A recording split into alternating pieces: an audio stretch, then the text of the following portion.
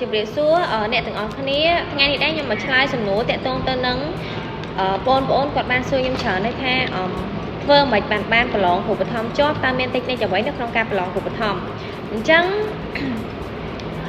ខ្ញុំមកចែកបទពិសោធន៍មួយចំនួនរបស់ខ្ញុំមុននឹងខ្ញុំប្រឡងជាប់គ្រូបឋមអញ្ចឹងណាហើយនៅក្នុងការប្រឡងគ្រូបឋមនៅក្នុងវិញ្ញាសាគេប្រឡង2ដងលើកទី1និងលើកទី2អញ្ចឹងដំណាក់កាលទី1គេប្រឡង100សំណួររយៈពេល1ម៉ោង30នាទីអញ្ចឹង100សំណួរនៅក្នុងហ្នឹងគេប្រឡងគុយ CM ទាំងអស់គុយ CM នៅក្នុងនោះដែរ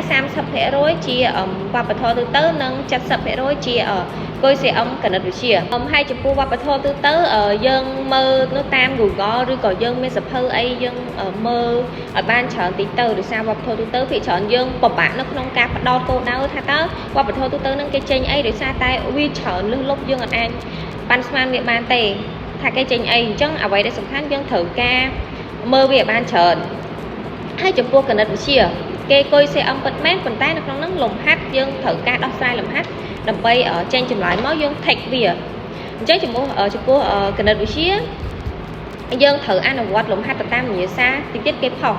សថាវិញ្ញាសាធៀបប្រឡងគ្រូបឋមអញ្ចឹងទៅគេដាក់ជាប្រភេទគុយ CM ឬក៏លំហាត់អីអញ្ចឹងទៅអញ្ចឹងយើងរៀនធ្វើទៅតាមវិញ្ញាសានឹងឲ្យបានច្រើនមកហើយមួយវិញទៀតគឺលំហាត់នៅក្នុងសភៅពងក្រសួងអញ្ចឹងយើងធ្វើលំហាត់នៅក្នុងសភៅពងឲ្យបានច្រើនទៅហើយអាហ្នឹងដំណាក់កាលទី1ចប់ហើយអញ្ចឹងដំណាក់កាលទី2គេប្រឡងខ្មែរហើយនឹងគណិតទៀតអាការទី2គណិតយើងជាប្រភេទលំហាត់សរសេរវិញយើងមិនមែនគុយ CM ដូចលើកដំបូងទេអញ្ចឹងគណិតបើយើងចេះទី12អស់យើងចេះទី12ច្បាស់ន័យថាប្រឡងវាងាយស្រួលនៅក្នុងការធ្វើហើយចំពោះភាសាខ្មែរក្នុងហ្នឹងវាមានសំណួរអញ្ចឹងសំណួរហើយនឹងសំណេរមួយនៅចុងក្រោយអញ្ចឹងសំណួរវាចម្រុះតាំងថ្នាក់ទី7រហូតដល់ថ្នាក់ទី12បើសិនតើអ្នកទាំងអស់គ្នាមានចម្ងល់ថងណាអាចcommentសួរខ្ញុំបានខ្ញុំនឹងធ្វើវីដេអូបកស្រាយអរគុណ